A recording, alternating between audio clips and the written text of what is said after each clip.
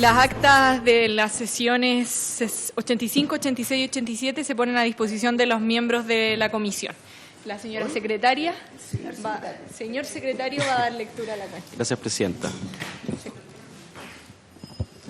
Se han recibido los siguientes documentos.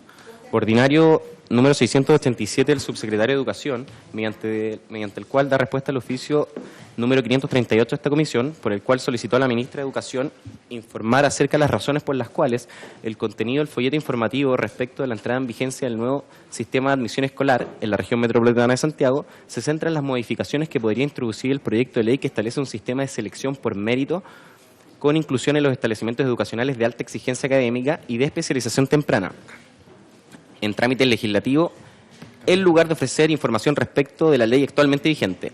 Asimismo, informar respecto del monto de los recursos destinados a financiar el citado folleto informativo, como también el monto de los recursos que se destinaron por el gobierno anterior para promocionar los cambios que se impulsaban a través de la ley número 20.845 de inclusión escolar. Segundo, ordinario número 747 del subsecretario de Educación, mediante el cual da respuesta al oficio número 545 de esta comisión, por el cual solicitó a la ministra de Educación informar respecto del modo en que se ha ido corrigiendo la situación de los 20.000 estudiantes que carecían de matrícula en establecimientos educacionales al inicio de este año y que se habría reducido a 5.000, precisando qué medidas se han adoptado y cuáles se adoptarán para revertir dicha situación. Tercero, ordinario número 748 del subsecretario de Educación, mediante el cual da respuesta al oficio 559 de esta comisión, por el cual se solicitó a la ministra de Educación realizar una campaña que difunda información a los padres y apoderados respecto de la entrada en vigencia e implementación del nuevo sistema de admisión escolar.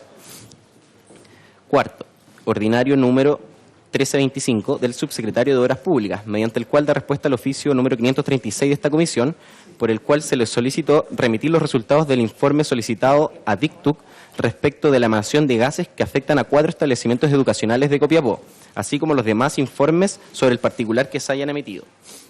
Quinto, ordinario número 926 de la directora de Educación Pública, mediante el cual da respuesta al oficio número 510 de esta comisión, por el cual se le solicitó informar acerca de los motivos por los cuales se habría dejado de pagar el bono entregado a los profesores jefes de los establecimientos dependientes del Servicio Local de Educación Pública de Barrancas, a partir del nombramiento en su dirección ejecutiva del señor Marco Espinosa Robles.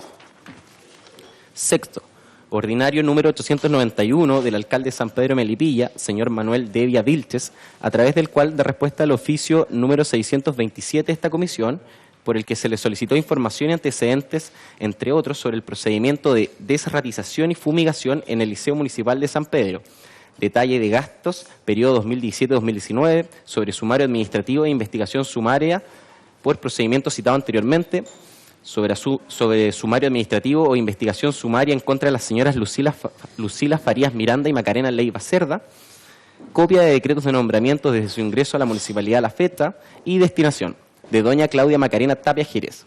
Además, copia del dictamen número 4188 de la Contraloría General de la República sobre planificación y calendarización de la malla curricular del Liceo Municipal correspondiente a los periodos 2017 a la fecha, y sobre la distribución del personal docente y paradocente entre el Liceo de Enseñanza Básica y el de Enseñanza Media. Séptimo, oficio número 67 del presidente del Comité de Evaluación de la Ley de la Cámara de Diputados, por medio del cual solicita informar respecto de las leyes que han tenido inconvenientes con alguna de sus normativas secundarias, es decir, en los reglamentos de ejecución de la ley.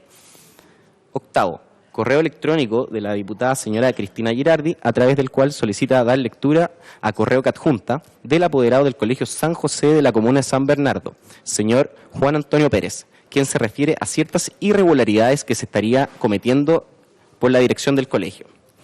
Noveno, correo electrónico del administrador de la Municipalidad de Ancud, a través del cual, en representación del alcalde de Ancud, señor Carlos Gómez Miranda, solicita audiencia para el alcalde, una delegación de concejales y dirigentes del Colegio Comunal de Profesores, a fin de exponer la delicada situación económica por la que atraviesa el sector educacional de esa comuna. Señala que a pesar de los ingentes esfuerzos realizados por la actual administración comunal y del municipio local, traspasando a la Corporación Municipal de Educación más de 3.000 millones de pesos en los últimos 2 años, las deudas previsionales de ese sector superan ampliamente esa cifra, las que aumentan mes a mes, por lo que resulta necesario socializar esta situación con las autoridades nacionales, de tal manera de prevenir hechos como una probable cesación de pagos en las remuneraciones del personal de la educación, situación que afectaría a gran cantidad de trabajadores de la comuna. 10º, correo electrónico de la oficial APEC de la Embajada de Australia en Chile, por medio del cual informa que debido a una situación familiar bastante delicada, el economista y académico Bruce Chapman ha tenido que cancelar su visita a Chile, por lo que extiende sus disculpas a esta comisión por dejar por ahora sin efecto la reunión que se había programado para mañana martes 2 de julio. 11º, correo electrónico del señor Danilo Herrera, cientista político que asesora al Ministerio de Educación del Perú y jefe de gabinete de la Unidad de Currículum y Evaluación del Ministerio de Educación de Chile entre 2015 y 2018, quien hace llegar una columna de su autoría respecto de la reforma curricular. 12º, correo electrónico de la señora Lorena San Martín Godoy, por el cual señala que son profesores en paro de Estación Central y otras comunas. Solicita audiencia con la comisión para sus dirigentes comunales a fin de referirse a sus inquietudes en relación con las reformas que se están realizando en educación, las que a su juicio van en total desmedro de su profesión y de la educación pública. 13º, nuevo correo electrónico de la profesora diferencial señora Paz García Carrasco, a través del cual detalla diversas situaciones de vulnerabilidad y menoscabo a las que han estado expuestos como profesionales de la educación especial, y se refiere a sus requerimientos en relación con la evaluación docente, a la dualidad de contrato y al no pago de mención para alguno de sus colegas. 14º, correo electrónico del apoderado del Instituto Nacional, señor Fernando Avendaño, quien sostiene que el uso de las fuerzas es desmedida por parte de carabineros, específicamente de fuerzas especiales, en contra de cualquier alumno que ande en la calle o cerca del instituto, lo que cuenta con la venia del alcalde, dentro o fuera del recinto. Adjunta imágenes. Solicita una solución definitiva para aquellos estudiantes que quieran estudiar y no salir arrancando porque carabineros apalea a cualquiera. Espera no lamentar la vida de un joven que tiene un sueño por una educación de calidad, infraestructura digna, sin ratones, duchas con agua caliente y más profesores, porque muchos están con licencia y la municipalidad no contrata reemplazos para ello. 15º, correo electrónico al secretario general de la Corporación de Exalumnos del Liceo Miguel Luis Amunátegui, señor Fernando Neira Pessoa, mediante el cual solicita audiencia con la comisión para referirse al estado de avance del plan de reparaciones del Liceo Amunátegui, el que, de acuerdo a su seguimiento, tendría un atraso de 3 meses y no se estaría entregando el liceo en marzo del 2020. Finalmente, correo electrónico a la señora Diana Muñoz Fuensalida, a través del cual señala que en 2018, junto a una profesora, participaron en un proyecto realizado por la Fundación Design for Change, que denominaron Mi Huerto Escolar, en el que resultaron ganadoras con el grupo de niñas que participó. El premio es una invitación a la ciudad de Roma, Italia, en la semana del 19 al 23 de noviembre de 2019. Allí les financian el alojamiento, alimentación y recorrido por la ciudad. Solicita colaboración para solventar los pasajes, pasaportes y la autorización de los apoderados en notaría. Agrega que la escuela Isabel Riquelme pertenece a la comuna de San Bernardo y tiene un índice de vulnerabilidad de un 80%, razón por la cual se están solicitando esta ayuda. Adjunta video y fotografía. Eso ha sido toda la cuenta, presidente. Gracias, secretario. ¿Palabras sobre la cuenta? Diputada Girardi. Gracias, presidenta. Bueno, lo primero tiene que ver con el correo que envía un apoderado del Instituto Nacional respecto de la fuerza desmedida de carabineros en el Instituto Nacional. Y a mí me gustaría saber cuál es el pronunciamiento, porque ya no vamos a preguntarle al municipio, porque yo creo que ellos apoyan este tipo de situaciones, pero sí sería interesante saber qué opina la Superintendencia de Educación respecto de esta materia y del rol del sostenedor respecto a esta situación, ¿ya? Porque yo creo que de alguna manera la superintendencia tiene la posibilidad de hacer mediaciones en los establecimientos, ¿no? Y si los temas de violencia no se resuelven, ¿no? Porque yo creo que cuando uno responde a la violencia con mayor violencia, lo único que obtiene es violencia, ¿no? Entonces, si seguimos en esa lógica, las escuelas van a dejar de ser establecimientos de educación y se van a convertir en campos de batalla, como se han convertido hasta la fecha. Entonces yo creo que sería interesante preguntarle a la superintendencia cuál va a ser el rol, ¿ya?, de ellos y de mediador respecto de resolver los problemas que ocurren en estos establecimientos donde está permanentemente entrando carabineros y ya forman parte ya del del mobiliario, ¿no? O sea, ya no es algo extemporáneo, ya no es una situación que ocurre de forma extraordinaria, sino que es permanente.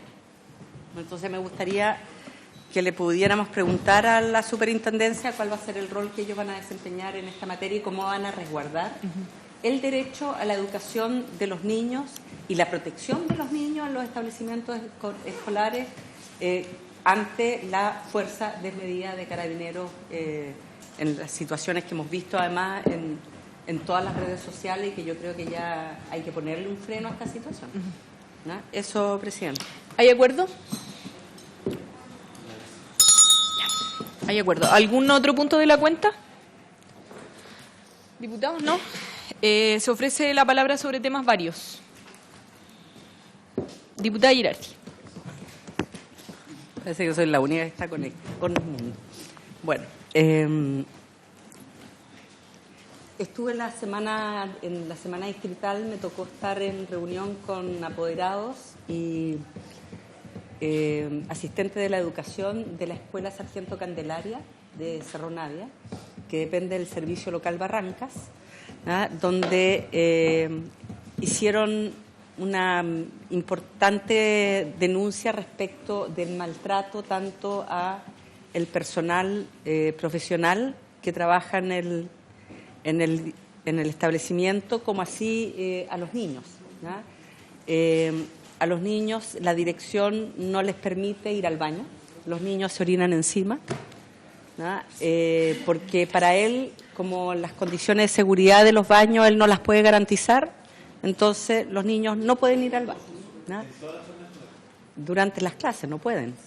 No pueden, si un niño chico, estamos hablando de un establecimiento de educación básica, no puede ir al baño, entonces los niños, de hecho, fue una de las denuncias que hicieron las profesoras y las asistentes de la educación, que los niños no se atreven a ir al baño, porque el director fue clase a clase diciendo que los niños no iban a tener permiso para ir al baño y por lo tanto no podían ir al baño mientras estuvieran en la sala de clase. Y ha habido varios casos de niños orinándose encima. Hay varias situaciones. Otra denuncia que a mí me pareció grave es que el director obligó a los niños a comerse el almuerzo y terminaron vomitando, y los obligó a comerse el almuerzo. Estas son las denuncias que hacen este grupo con el cual yo me reuní, que son tanto apoderados, profesores y asistentes de la educación. Yo puse en conocimiento esta situación ante el director del Servicio Local de Barranca.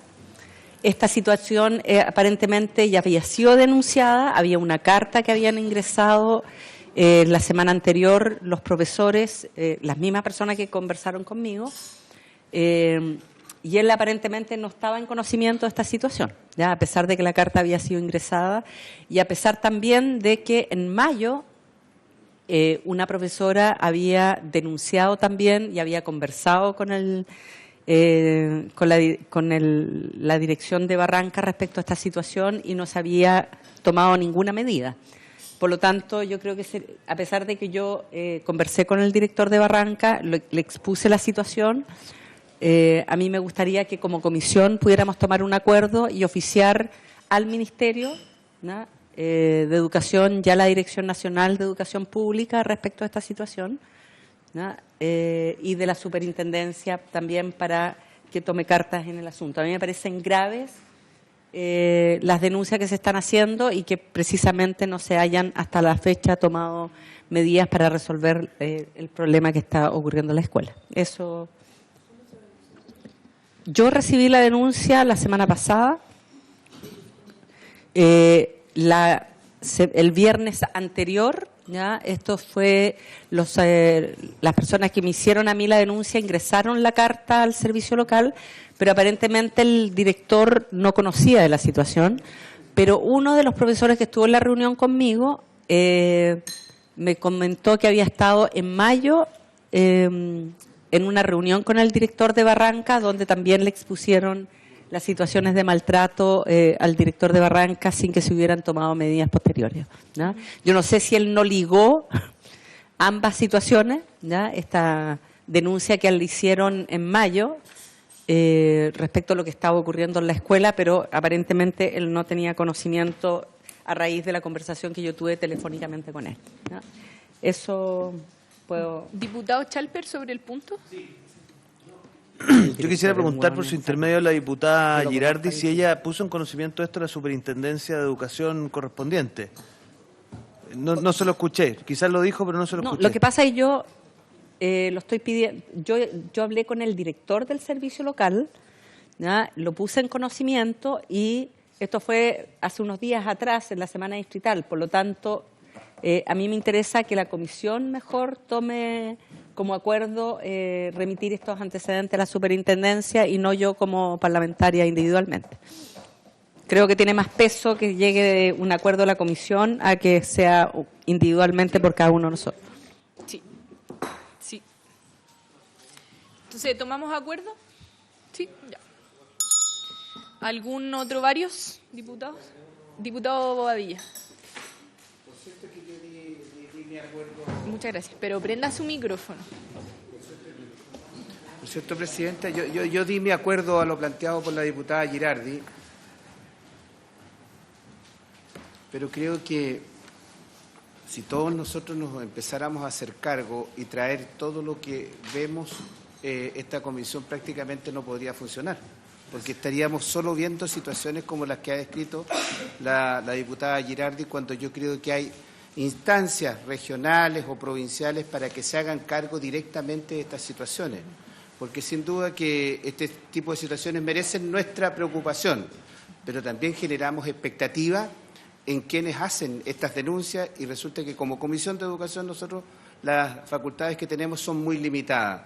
Solo quisiera hacer esta reflexión, Presidenta, porque creo que si todos hiciéramos lo mismo, insisto, no podríamos avanzar en las materias propias de esta comisión. Nada más. Diputada Girardi. Yo solo estoy solicitando que oficiemos, porque nosotros tenemos como comisión un rol fiscalizador, ¿ya? Y yo creo que cuando se trata de situaciones graves, lo menos que podemos hacer es hacer la denuncia, ¿ya? Y por otra parte, yo creo que los varios precisamente se trata de dar cuenta de aquellas cosas que no se tramitan permanentemente en la comisión, ¿no? Y yo creo que es importante dar cuenta de situaciones como esta, que se sepan, ¿ya? Y que además las podemos remitir a los organismos que efectivamente tienen que resolverlo. Yo no estoy planteando que nosotros lo resolvamos, ¿ya? Yo estoy planteando que nosotros oficiemos a los organismos que lo tienen que resolver. Diputado Bobadilla. Es que la verdad es que si esto lo vamos a transformar en un monólogo, yo creo que no vamos a avanzar en nada. Yo quiero reiterar que di mi acuerdo a lo planteado por la diputada, pero hice a la vez una reflexión que creo que el único fin tiene que esta comisión funcione y nos dediquemos a los casos para los cuales realmente tenemos facultades de incidir o resolver. Nada más. Gracias, diputado Bobadilla, por su reflexión y bueno, y cada quien verá si la toma en cuenta o no, pero lo que hizo la diputada está dentro de lo que podemos hacer cada uno. Así que, ¿hay otro varios? ¿No? Sí, diputado Rey. Sí, gracias, Presidenta. ¿Va a hablar de la región?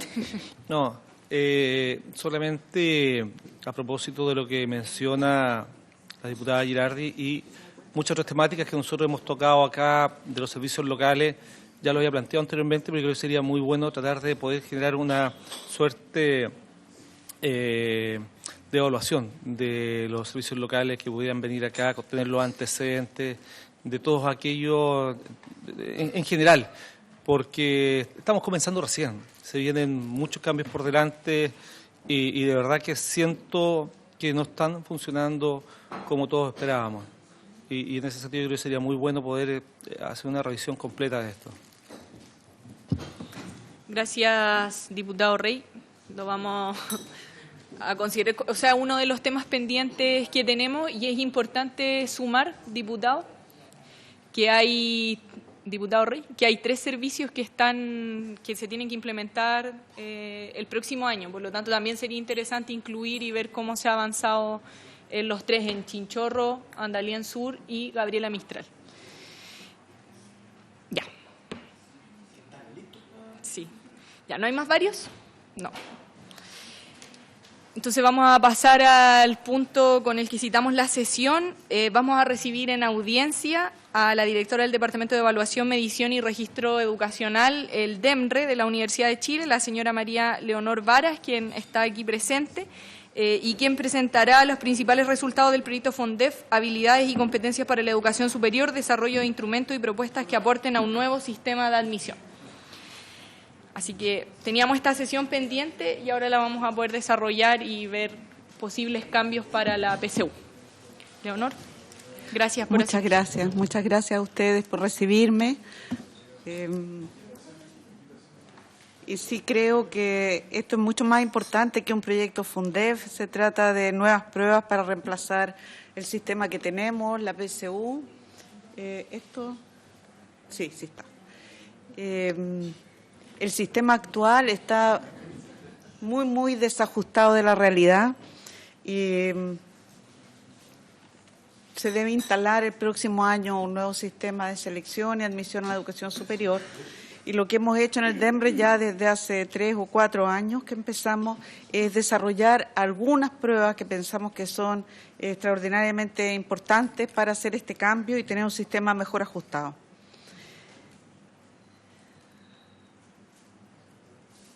¿Cómo lo hago para avanzar? Esto no funciona.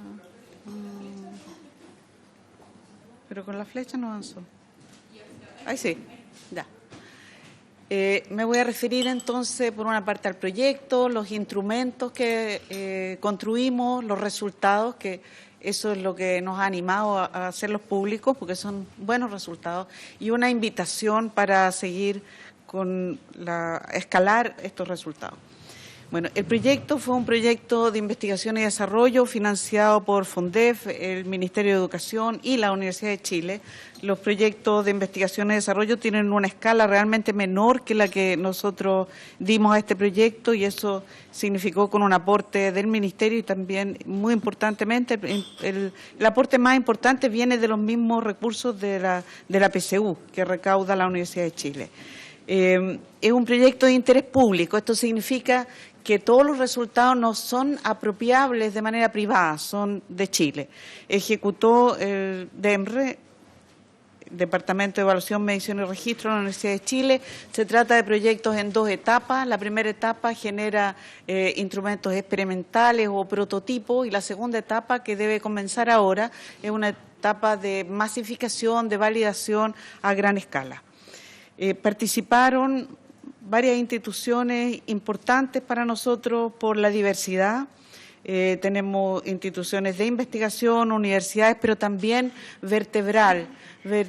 Vertebral agrupa a los centros de formación técnica y los institutos profesionales que hasta hoy no han tenido ningún procedimiento de selección o de ingreso regulado.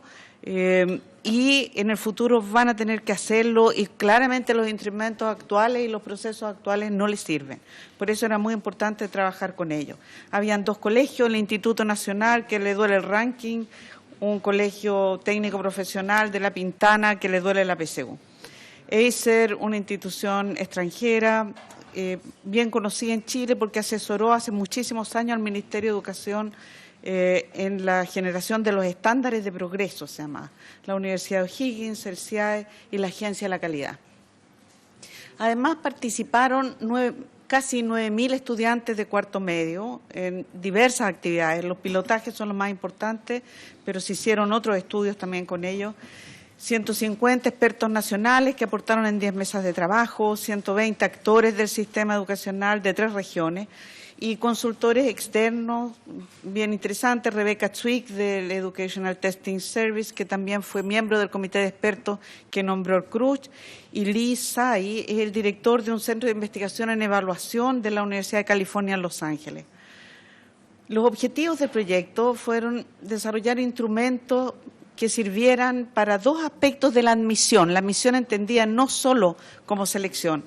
Hoy día son muy importantes las pruebas de diagnóstico y otros instrumentos de caracterización de las poblaciones ya admitidas para tomar decisiones formativas de parte de las instituciones de educación superior. Y instrumentos de selección, ya vamos a ver cuáles son, y la idea era hacer aquellos instrumentos de selección que pudieran ser útiles, servir a la mayor cantidad posible de instituciones y de estudiantes. Hoy día la PSU, ustedes lo saben, yo recibí, lo habían enviado al Ministerio, pero lo recibí yo, un oficio donde nos podía informar acerca de una demanda en la Corte Interamericana de Derechos Humanos por perjuicios que comete la PSU a los alumnos de la enseñanza media técnico profesional. La PSU es una prueba que está alineada al currículum de educación media científica humanista y por lo tanto le preguntamos a alumnos, le aplicamos un instrumento que mide conocimientos que ellos no tuvieron la oportunidad de aprender. En estos nuevos instrumentos es fundamental que eso no ocurra y por lo tanto necesitamos instrumentos que tengan aquella referencia al currículum sobre la cual haya una probabilidad muy alta de que todos han estado expuestos a esos aprendizajes. Por lo tanto, los instrumentos no son una batería, sino que son algunas pruebas que consideramos fundamentales y que nadie las está haciendo porque para objetivos muy particulares siempre hay intereses particulares de instituciones que pueden desarrollar esas pruebas. Estas pruebas comunes a todo el mundo pensamos que era nuestra obligación hacerlas. Las pruebas pensadas como selección son 3, una prueba de lectura, una de matemática y una prueba de ciencia. Las 3 pruebas son pruebas que evalúan competencia. La referencia curricular es muy baja, de manera tal que al evaluar la capacidad, por ejemplo, de resolver problemas, si el estudiante no responde correctamente esa pregunta, que quede claro que es porque no has desarrollado esa competencia de resolver problemas y no que los contenidos son tan elevados que no tuvo oportunidad de aprenderlo y por lo tanto nos quedamos sin poder evaluar si es capaz o no de resolver problemas. Las 2 pruebas que están pensadas como caracterización son una prueba de escritura y una de habilidades transversales, las llamamos, mayoritariamente se las llama no académica o no cognitiva, aunque ningún nombre es muy bueno. Pero traje algunos ejemplos de cómo se ven estas preguntas. Hay una pregunta de matemática, una pregunta de lectura, y son interesantes porque se nota inmediatamente una gran diferencia con la PSU. De hecho, la prueba de comprensión, el ítem, la pregunta de comprensión lectora que hay ahí, no es solo distinta a las preguntas PSU por el hecho de que tiene una infografía. Asociado a ese texto hay 5 o 6 preguntas que se pilotearon y aquí puse solo una. Siempre asociado a los textos hay más de una pregunta. Y esta es la más distinta de todas porque le pregunta qué es lo que le da credibilidad a eso. Normalmente las preguntas PSU son mucho más académicas, mucho más pensadas en una selección para instituciones universitarias, más bien selectivas, y no como algo más de sentido común y que se necesita que se entrene también y que se valore, que es poder discernir si a eso le cree o no, porque tenga un lenguaje científico o un dibujo que parece muy científico de cómo es la fragata portuguesa, sino que porque tiene los logos de instituciones que son creíbles. La pregunta de ciencia que pusimos ahí es claramente muy distinta a las preguntas actuales de la PSU, porque la PSU de ciencia es una prueba que tiene preguntas de biología, preguntas de química, preguntas de física. En cambio, la prueba que nosotros desarrollamos es una prueba de habilidades de pensamiento científico, no están referidas a una de esas disciplinas en particular. Esta pregunta es bien ilustrativa de eso. Se dice que las semillas tienen tasas de germinación que son diversas y que se hacen tratamientos para aumentar esa tasa, para que rindan más esas semillas, y esos tratamientos son 3 los que se están probando ahí. Se probaron con un distinto número de semillas y se los sometió a distintas condiciones de temperatura y de riego, 2 factores de los cuales depende que las semillas germinen, y se pregunta cuál fue el error del experimento. Y el error, se le dan varias alternativas, 4 de hecho alternativas, eso también es distinto a la PSU, con 4 alternativas es suficiente y en general funcionan mejor que las 5 alternativas PSU. Y la respuesta es que variaron se varió 2 variables simultáneamente y por lo tanto es imposible discernir si el efecto se debe a una u otra, o sea, un experimento mal diseñado. El texto es un texto también que se presentó en un congreso y tuvimos muy buenas opiniones de expertos extranjeros, pues también indica muy claramente este afán no tan academicista como es la PSU. Se le pide a los estudiantes que generen un texto tipo entrada de enciclopedia para enseñarle a adultos mayores cómo funciona Facebook o los teléfonos inteligentes, el WhatsApp, etcétera. Y el texto tiene una virtud que es una condición afectiva que se pone en juego. O sea, se reconoce a los estudiantes que están siendo evaluados y todos, algunos más, otros menos, pero la situación de una evaluación es una situación amenazante de la cual al menos las mujeres nos complica, nuestros resultados son inferiores que si la situación no fuera una situación estresante. Y entonces en esta tiene la virtud que a los estudiantes se les reconoce un saber, que ellos son expertos en manejar estas herramientas y que pueden prestar un servicio a la comunidad porque los adultos mayores en general no saben usarlo. Y ese tipo de aspectos, como los aspectos afectivos, etcétera, es algo que cuando se creó la PSU y todo el sistema que tenemos de producción de la PSU era totalmente irrelevante y que hoy día son cosas que sí podemos agregar para hacer textos y preguntas que sean menos estresantes o que tengan alguna condición afectiva favorable. Hicimos otros estudios como pensamiento en voz alta, porque uno genera unos distractores suponiendo cómo van a pensar, en qué se van a equivocar, y muy distinto es que los estudiantes al responder vayan diciendo por qué están haciendo y por qué responden finalmente lo que responden. Hicimos varios estudios cualitativos sobre la percepción que sean de los estudiantes y también de los profesores que se han presentado en congresos y estudios sobre distintos tipos de ítems, por ejemplo, entregando o no entregando la fórmula, con o sin contexto, etcétera, de manera de tener preguntas concatenadas también o no concatenadas, que en el fondo se preguntaba lo mismo, pero en una distinta disposición, de manera de tener información empírica que nos permitiera tomar mejores decisiones. La cantidad de estudiantes que participaron en los pilotos son casi 9.000, 8.932. No todos rindieron todas las pruebas, pero sí rindieron más de una, por eso esa suma de 3.400, 3.000, da más de 9.000, porque rindieron varias pruebas. Para el cálculo de las brechas, tomamos a un grupo de estudiantes que había participado en nuestros pilotos de nuevas pruebas en el 2017 y que al final de ese año dieron la PSU 2018, por lo tanto podíamos comparar su desempeño en ambas pruebas. Y lo mismo el año siguiente, 2018 el piloto, PSU, se llama proceso 2019, pero se dio en noviembre del 2018. O sea, con pocos meses de diferencia, el mismo grupo de personas dio ambas pruebas y podemos comparar entonces sus resultados.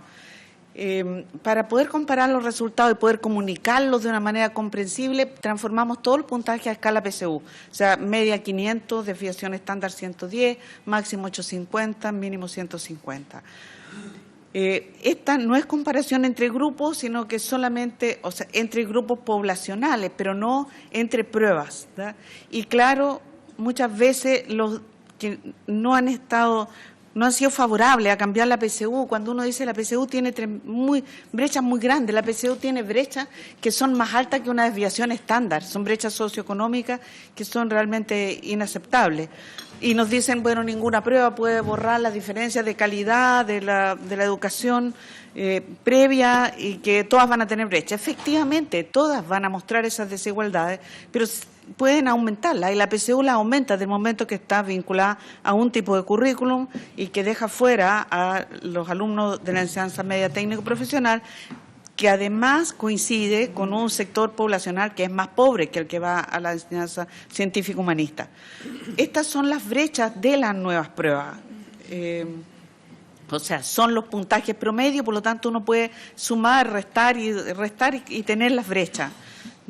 Hay brechas que son más grandes que otras, por ejemplo, las brechas de género, si bien son pequeñas, siguen existiendo, son no la prueba de lenguaje, sino que las otras, pero si uno las compara en el mismo grupo que dio PSU y que dio las nuevas pruebas, son radicalmente distintas. Las brechas PSU están en celeste, son todas mucho mayores que las brechas de las nuevas pruebas. O sea, bajan de manera muy importante en matemáticas y ciencia, donde además estas brechas se acumulan con las brechas de género.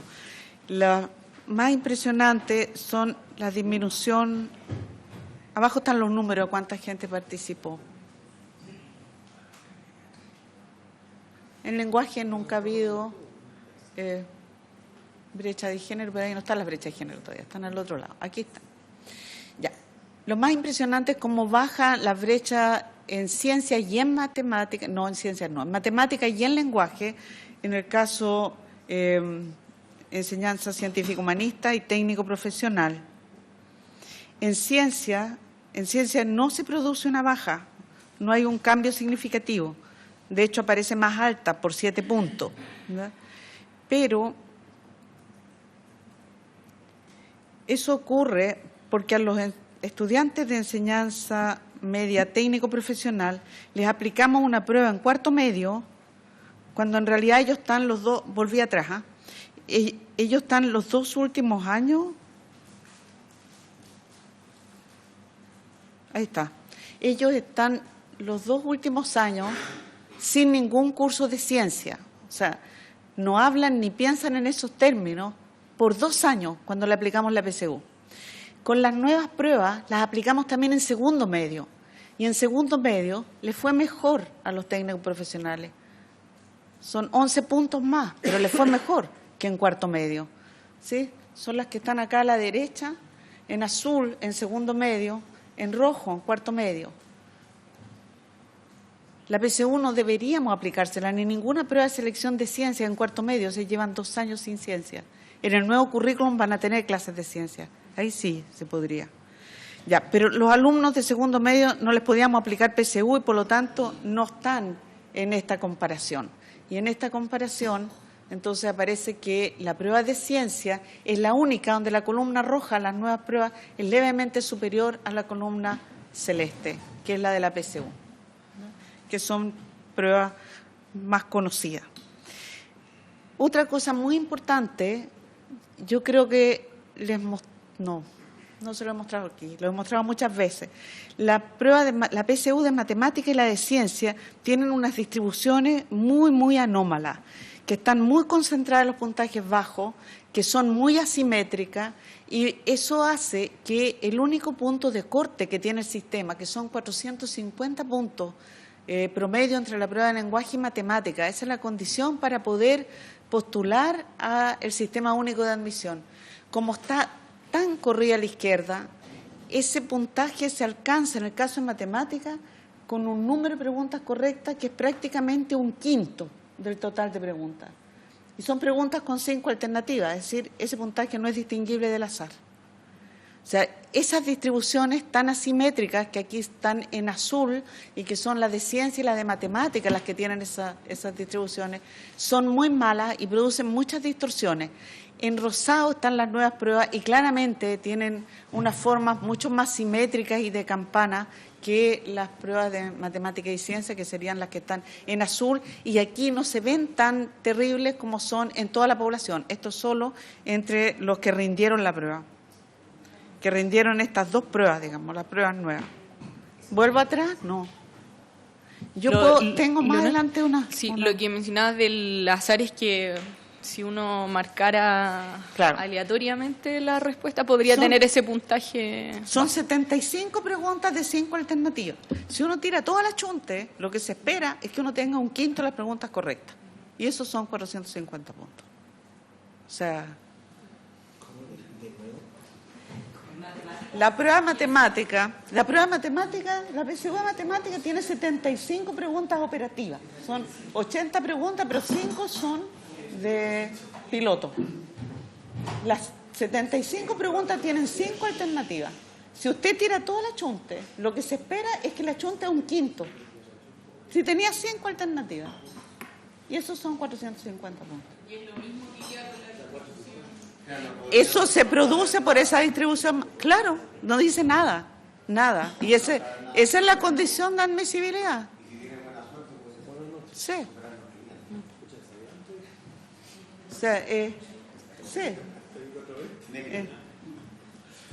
Así que es muy importante tener otras distribuciones más centradas, más simétricas, con mejor forma de campana, más cerca, que son las rosadas, claro. De hecho, esas celestes no son tan terribles como yo tengo más adelante. No era de esta presentación porque es muy terrible que la persona responsable de la PSU muestre esos gráficos. Bueno, ¿cómo seguimos? Y por eso estoy aquí, ¿ya? Lo que tenemos actualmente son prototipos. Son muy promisorios, pero son prototipos. No son las pruebas de Chile, no pueden serlo todavía. Es muy importante que no lo sean, que participe mucha más gente en la discusión de lo que queremos, ¿ya? Pero esos prototipos se han probado en 9.000 estudiantes, lo que es mucho para un proyecto de investigación y desarrollo que pilotea 100, 200 personas. Estos son 9.000. Pero los ítems que ingresan a la PSU se pilotean en 30.000. Entonces, son de otro nivel, es otra escala a la que tenemos que llegar en la etapa que viene. La definición de estas pruebas es una definición coherente con los énfasis del currículum, no solo con el nuevo cambio de tercero y cuarto. Hace 9 años las bases curriculares pusieron el foco en las habilidades o competencias y, sin embargo, nosotros seguimos alineados a lo que se definió el 2003, hace 16 años, que la prueba de matemáticas se define con 80 contenidos mínimos obligatorios. O sea, es una cosa muy, muy anticuada, que no favorece al currículum, al revés, porque en lugar de implementarse un currículum focalizado en desarrollo de competencias que son valiosas para el siglo XXI, etcétera, ese termina no implementándose porque entrenan para esta PSU que está definida, en el caso de matemáticas, con 80 contenidos mínimos obligatorios. Entonces, estas pruebas, por lo menos, son más coherentes con el énfasis del currículum y ayudarían a que se implementara ese currículum, que ya lleva 9 años ese currículum. Y son convergentes con las propuestas de cambio que hicimos hace 3 años al CRUCH y que se han discutido en los últimos años, y que hay una editorial del viernes pasado muy auspiciosa del vicepresidente del CRUCH que dice que el CRUCH finalmente está favorable a los cambios, hace un mea culpa y dice que esos cambios que están debatiendo y que están promoviendo actualmente son en base a las propuestas del DEMRE que hicimos ya hace muchos años. Entonces, hay una cierta coherencia, porque además no se puede transitar a una nueva prueba de la noche a la mañana. Esto hay que avisarlo con mucho tiempo, tampoco esto está listo para ser implementado. Y, entre tanto, deben haber cambios a la PSU, pero unos cambios que sean hacia en este sentido. No puede hacer un cambio a la PSU para allá y después salir con pruebas que van en otro sentido. Entonces, es algo coherente. Necesitamos incorporar a mucho más gente, incorporar equipos más diversos en la construcción de ítems. Por mucho de que nosotros estemos haciendo ítems muy distintos, los ítems PSU, de alguna manera, si es que no hay más manos, más cabezas participando en ellos, fatalmente van a tener olor y sabor a algo que no queremos. Hay que pilotear a gran escala y en condiciones reales. De hecho, en esta PSU, en lugar de los 5 ítems piloto que hay en cada prueba, lo que significa en el caso de matemáticas pilotear 20, porque son 4 formas, 5 en cada uno, 20 ítems. Todos los ítems pilotos de la PSU que se va a dar en noviembre son de nuevas pruebas, no son para más PSU, ¿verdad? Hay que ampliar los debates y la calidad de los compromisos y la calidad de los consensos, por eso estoy aquí también. Estas pruebas, entregamos estos resultados hace 2 semanas atrás, el 12 de junio, en la Casa Central. Fue muy impresionante que estuviera una gran parte del Consejo Nacional de Educación, que no tiene ninguna atribución sobre el sistema de selección, pero a nosotros nos pareció muy importante que estuviera, de que se los involucre. Hay un comité muy pequeño en el Ministerio con 5 rectores, un comité de 8 personas. Son 8 personas, 7 rectores, 5 del CRUCH, otros 2 del Sistema Único de Admisión y que no son del CRUSH, pero igual es un conjunto muy pequeño. Pensamos que tiene que participar la gente de currículum, que tiene que participar gente de la Comisión Nacional de Educación, gente de las comisiones de educación de ambas cámaras, que tienen que haber hitos, tal vez no todas las reuniones, pero tienen que haber hitos donde esto se resuelva. Y que la evidencia empírica sirva para dilucidar discrepancias, para lo cual tenemos que seguir nosotros piloteando y ensayando, y fijar una agenda de cambio, porque la agenda de cambio en realidad tiene más que ver con una voluntad política de hacer los cambios, y monitorear ese tránsito progresivo con un panel internacional de expertos, de manera de construir un futuro sistema que sea mucho más transparente, que hayamos discutido más entre todos, más diverso, más integrado y de mayor calidad que el que tenemos. Eso sería. Gracias, Leonor. Vamos a pasar a las preguntas de los diputados. Va a partir la diputada Girardi. Gracias, presidenta. Bueno, lo primero, cuando inició la presentación, planteó que el sistema actual está muy desajustado de la realidad. Es que, no, porque si hay preguntas, yo puedo mostrar, tengo una lámina de otra pregunta que dice en qué está desajustado y cómo se desajustó bueno, tanto. Es que voy a juntar Sí, las preguntas. eso, ¿Ya? sí. ¿Por qué está desajustado y en qué? Sí. ¿Ya?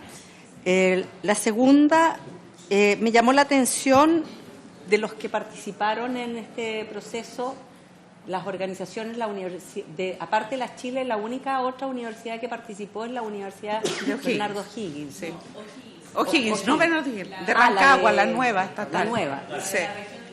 Y eso quisiera saber por qué no participaron otras universidades. ¿No? La tercera es, en el fondo lo que ustedes están planteando son habilidades versus contenido, ¿no? En el cambio, ese es como el cambio principal. ¿Ya? La pregunta es de dónde parten, o sea, qué es lo que se necesita o qué necesita un joven, ¿ya? Para acceder a la educación superior, ¿ya? O sea, cuáles son las preguntas que ustedes se hacen respecto de qué se necesita y qué tienen que evaluar, ¿ya? Para que una persona pueda acceder a la educación superior. La siguiente pregunta es ¿qué pasa con historia? ¿Ya? Porque no aparece ninguna referencia, ¿no? Porque yo creo que hay prueba de historia. ¿Ya? ¿Por qué no se tomó en consideración? Y la segunda, ¿se hicieron pruebas distintivas, como lo dice la ley, respecto de TP y educación humanista científica, científico-humanista? ¿Ya? Porque se supone que lo que establece la ley de educación superior es que tienen que haber distinciones entre los dos sistemas y no se puede pedir que los jóvenes que accedan a un sistema den exactamente la misma prueba que los que acceden a otro sistema. Y por último, bueno, traté de leer rápidamente los dos ejemplos que usted puso, ¿ya? El ejemplo de matemática de las hamburguesas.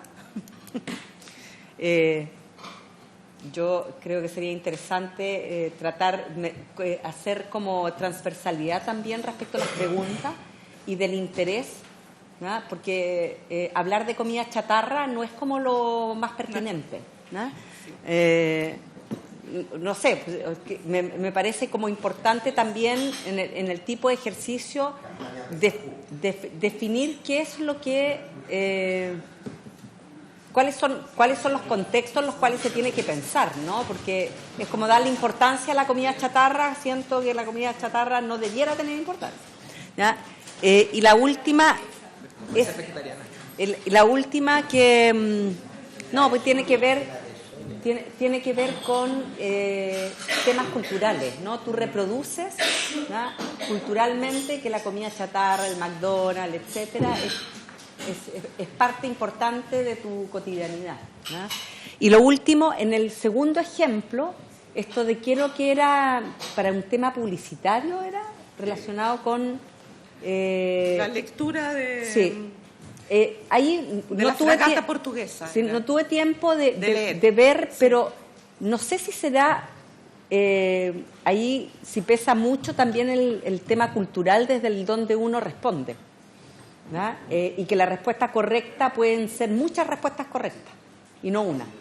¿Ya? Entonces, la pregunta va por ese lado, ¿no? Porque ahí tiene que ver efectivamente desde dónde uno mira, desde qué lugar cultural uno va a responder, y ahí pueden haber muchas respuestas correctas, ¿no? Esas son las preguntas que quiero hacer. Diputada Vallejo, juntemos... Sí. Ya. ¿A quién? ¿A mí? Gracias, presidenta. Saludar no me quedó claro, directora. La directora. Por la presentación, por asistir a esta sesión. Me hubiese gustado que hubiera estado alguien del Ejecutivo, sí, porque tengo como inquietudes que también dicen relación con la labor del Ministerio de Educación en esto. Porque, y un poco lo que preguntaba la diputada Girardi, me gustaría saber, en primer lugar, como el itinerario de este proceso, o sea, en qué etapa estamos y qué es lo que queda pendiente, porque esto tiene que dialogar con la institucionalidad que creamos, y en ese sentido no veo como dónde está la institucionalidad. Entonces, no sé si es porque no estamos en esa fase, tenemos que pasar a constituir los subsistemas, porque hay dos subsistemas que crea la Ley de Educación Superior, que es el técnico profesional y el de educación universitaria. Y justamente lo que dice la diputada Girardi es que se solicita crear los instrumentos y los estándares para elaborar un sistema de acceso ya transparente, universal, al cual se adhieren las instituciones, pero que responda a la realidad de estos dos subsistemas. Y esos dos subsistemas tienen que constituirse, tienen ciertos representantes que fija la ley, y además establece ciertas obligaciones. Claro, ahí no dice que tiene que haber una prueba matemática, no entra en ese detalle, pero lo que aboga y lo que el espíritu de la ley es crear una herramienta que realmente dé garantías de inclusión, de no discriminación, etcétera, etcétera, y que represente la realidad de estos dos sistemas de educación superior. Entonces, quisiera aclarar eso, porque entiendo que la primera parte de la presentación como que se dieron, o sea, se contó un poco cómo había sido el proceso de participación específico para estos prototipos, pero no veo cómo dialoga eso con la institucionalidad y la obligación que tiene por ley que cumplir desde la subsecretaría, ¿cierto?, hacia abajo, los subsistemas, y toda la construcción de los estándares y de los instrumentos. Lo otro es cómo se da la garantía, justamente lo que mencionaba anteriormente, para que sea inclusivo, para que no sea discriminatorio. Yo entiendo que acá hace una comparación de género, de cómo se acortan las brechas de género. Entiendo que con los prototipos al menos se aspira en esa línea, pero la no discriminación tiene que ver con no solamente cuestiones de género, obviamente socioeconómica, pero también aquellas personas en situación de discapacidad, cómo se les va a garantizar a través de estos nuevos sistemas el acceso a la educación superior, y por lo tanto también el mismo instrumento. No veo ejemplos donde se pueda garantizar para las distintas situaciones de discapacidad que tenemos en Chile cómo podrán responder bien, ¿cierto? Cómo se adaptan los instrumentos a ellos. Y lo último sobre los programas especiales. No sé si han explorado, porque una cosa son como a las pruebas y otra son programas de acceso especiales que se pueden ir, o sea, tienen que diseñar y donde las instituciones de educación superior pueden también optar a tener, ¿ya? Dependiendo de la carrera del área. Entonces, se han explorado en ese sentido y también, nuevamente, dónde cabe ese espacio, o sea, ese mandato legal dentro del itinerario que se está trabajando. Eso, presidenta. Ahora sí. ¿Hacemos otra tanda después porque son largas o quiere incluirlo el diputado? Ya, diputado Belolio, 3 y después...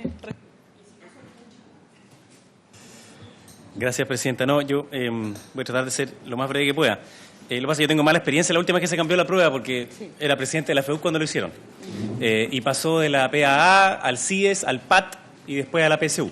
Y fue una muy mala experiencia, porque lo que allí se prometió es que se iba... No, yo hice la prueba de aptitud, yo soy más viejito que eso. Y por suerte me fue bien. Entonces lo que se prometió es que iba a medir más habilidades y aptitudes que conocimiento, y terminó siendo lo contrario. Se prometió que iba... Sí, lo contrario. Se prometió de que iba a disminuir las brechas entre los municipales, los subvencionados, y ocurrió lo contrario. Y cuando en ese momento nosotros levantamos la voz para decir de que se iba a perjudicar a los cabros de los liceos TP, nos trataron de ignorantes. Esa fue la palabra exacta que ocuparon en ese minuto para decir que no importa, da lo mismo. No importa. No, del DEMRE y de las personas que hacían la prueba nos dijeron que éramos ignorantes, que no sabíamos lo que estábamos diciendo, que no conocíamos la rúbrica, que no conocíamos la lógica por la cual se hacían las preguntas y por tanto que hablábamos de la ignorancia y etcétera, etcétera. 10 años después tuvieron que sacar una declaración diciendo que se habían equivocado. Entonces, a mí me gustaría saber cuán distinto entonces va a ser del proceso anterior. Segunda cosa, si es que se ha seguido alguno de los informes que, por ejemplo, hizo Pearson en el pasado, en que una de las recomendaciones era que se hicieran más pruebas de conocimientos específicos y otras más generales. O sea, que se volviera un poco el modelo de lo que había sido la prueba de aptitud. No exactamente ese, pero más o menos lo que había sido eso. Claro, que hubieran 2 pruebas de matemática, etcétera. Claro, que fueran más de conocimiento específico y otras más de habilidades generales. Si se ha pensado en hacer 2 veces al año la prueba. Si se ha pensado también en hacer un sistema como el que tienen en otras partes del mundo, que es un sistema adaptativo, que se llama, que se va complejizando a medida que se va contestando. Obviamente eso tiene que ser en un computador, digamos, pero y tendría que ir de la mano de que se pueda hacer varias veces en el año, no solamente una como es hoy día. Y por último, sí que se ha considerado también la posibilidad de incorporar un ensayo escrito, como también ocurre en otras partes del mundo, que también es una habilidad que va más allá, digamos, de solamente el ámbito de conocimiento. Y por último, no todas las hamburguesas son malas. Yo hago unas extraordinarias sin que sean grasosas. Leonor, entonces, entiendo que no hay más preguntas, ¿no? Ya, voy a incorporar las mías entonces cuando termine la conversación sobre la hamburguesa. Yo tengo 2 preguntas y un comentario. El comentario es, diputados, por favor. Qué bueno que el CRUCH se ha abierto a realizar los cambios a la prueba de selección universitaria. Me parece que eso es un paso bien importante porque hasta ahora no habían podido generar un consenso dentro del Consejo para realizar estos cambios. Y vinculado a eso, me parece que es bien importante que pudiese profundizar más en cómo estos cambios se vinculan también con la nueva propuesta curricular, porque eso se implementaría el próximo año y por lo tanto en la PSU del 2021 esos cambios deberían incorporarse. Y como hacía alusión a que el Consejo Nacional de Educación tuvo presencia también en la presentación de estos resultados, me imagino que es precisamente por eso, ¿no? Porque ambas cuestiones deberían estar vinculadas. Y lo pienso sobre todo en el caso de historia, que ahora no estaría en el plan común de tercero y cuarto medio, pero sí esta educación ciudadana. Y hay cambios en ciencias también, entonces creo que sería interesante saber cómo se va a vincular con la prueba. Y lo segundo, que, bueno, también está relacionado, pero es la particularidad de los técnicos profesionales que han sido los más afectados por la prueba de selección universitaria actual, por no tener ciencias en tercero y cuarto medio. De hecho, hay una demanda en la Corte Interamericana de Derechos Humanos precisamente por ese caso. Yo sé que varios de acá lo conocen. Y donde era una cuestión sabía, o sea, en el momento del que hablaba el diputado Belolio antes, también fue un momento en que se sabía que iba a ocurrir una discriminación con los técnicos profesionales, sin embargo han pasado más de 15 años y no se ha corregido esa discriminación arbitraria hacia estos estudiantes, que no solo son el 40% de la matrícula, sino que además la mayoría ingresa a la educación superior. Entonces yo vi ahí unas declaraciones en su momento de Mariana Elwin, que era una cuestión que se conocía, sin embargo se hizo igual. Entonces también sería interesante conocer más detalles respecto de cómo esto vendría a salvar esa situación de discriminación que estos estudiantes han vivido durante tanto tiempo. Sí, diputada Vallejo, agregue la pregunta. Que se me fue preguntarla porque es muy específica, Presidenta, pero tiene que ver con algo que han señalado Elige Educar. Creo que tenía un estudio sobre el déficit que se va a tener de profesores. Entonces, básicamente la pregunta es cómo se están subiendo las exigencias para el ingreso a las pedagogías y el puntaje de corte. ¿Cómo están viendo el impacto de los cambios de los sistemas de selección en, como no digo ya subsistema universitario versus técnico profesional, sino que en ciertas áreas, o sea, ciertas carreras y particularmente en este caso de las pedagogías? Porque no necesariamente tampoco a través de la PCO actual estamos determinando cuáles son los mejores futuros profesores o profesoras, Y por lo tanto, es también una pregunta que nosotros, creo yo, es momento de hacerla para el nuevo sistema de selección. Si esto se va a establecer como la posibilidad de realmente garantizarnos que quienes postulan a través de este nuevo sistema sean los más idóneos para la carrera de pedagogía, o se va a establecer mediante principalmente los programas especiales qué peso van a tener, o sea, cuál es la mirada que están trabajando, si es que lo han estado trabajando, no me queda claro, la verdad. Sé que es medio difícil, pero creo que es pertinente la pregunta a propósito de lo que se está proyectando. ¿Ahora sí? Sí. A ver, yo creo que lo primero es aclarar que nosotros no tenemos ninguna atribución para proponer nada, ni hacer ningún cambio. Yo llegué el 2015 y desde el 2015 he estado luchando por las cosas más mínimas. Por ejemplo, esa fue la primera pelea perdida con el Cruz. Tenemos las pruebas más largas del mundo. Dentro de esas pruebas hay 5 preguntas que no son operativas, que son preguntas piloto y que nunca las hemos podido usar porque las pruebas se reproducen y no tenemos instrumentos legales para sancionar y perseguir. En matemáticas son los chiquillos que entre ellos se desafían. No es que el preuniversitario esté haciendo negocio, que lo está haciendo, se inscriben los profes de los preuniversitarios, memorizan las preguntas y luego están las preguntas de los preuniversitarios. O sea, esas 5 preguntas piloto es solo más tiempo, más estrés, pruebas más largas y no nos sirven para nada. Y yo pedí eliminar las preguntas. Me dijeron que no, pero sin más explicación, no sé, como que nosotros mandamos y ya, no, ya todo era no. Entonces, nosotros no tenemos atribuciones para nada, nosotros cumplimos con toda nuestra parte del informe Pearson, pero el informe Pearson decía, separen la prueba de ciencia, eso no depende de nosotros, el CRUSH. Están escritos los 7 puntos que yo pedí por escrito, oficio, en mayo del 2017, donde sale dividir la prueba de matemática en 2, sale separar la prueba de ciencia y, por último, no separarla de inmediato porque hay que avisarle a los chiquillos mucho antes de que den las pruebas que si va a estudiar medicina le van a pedir la prueba de biología y entonces no le va a servir la de física, porque hoy día puede entrar con la de física y a ingeniería puede entrar con la de biología. Entonces hay que avisarles mucho antes. Entonces nuestra propuesta además tenía un calendario. Y le dijimos al CRUSH, mire, lo único que queremos hacer es informarle por ahora a las universidades qué prueba dieron sus alumnos, porque todos los años, yo soy de Ingeniería de Chile, entonces llegan de que yo les hago un favor de entregarle y no se la entrego porque te lo tengo prohibido, lo que es absurdo, la información de todos los que ingresaron, quienes dieron la prueba, porque dentro de la prueba de ciencia hay una cantidad de preguntas de cada materia, de 3 materias distintas, pero eligen en cuál profundizan. Las preguntas de tercero y cuarto medio son de una, entonces el que eligió biología, si le sumamos las preguntas de biología de la parte común, que son de primero y segundo, más la de tercero y cuarto, tenemos una cantidad suficiente de preguntas con una buena confiabilidad, con muy bajo error, para decirle, usted calza tanto en eso que eligió, en biología calza tanto, y entregar esa información a las universidades para que vean si eso correlaciona en cómo les va en las asignaturas que después cursan. Estaba prohibido. Ahora, el 18 de abril dijeron que sí, que podemos entregar, pero llevamos 2 años pidiendo eso, ¿verdad?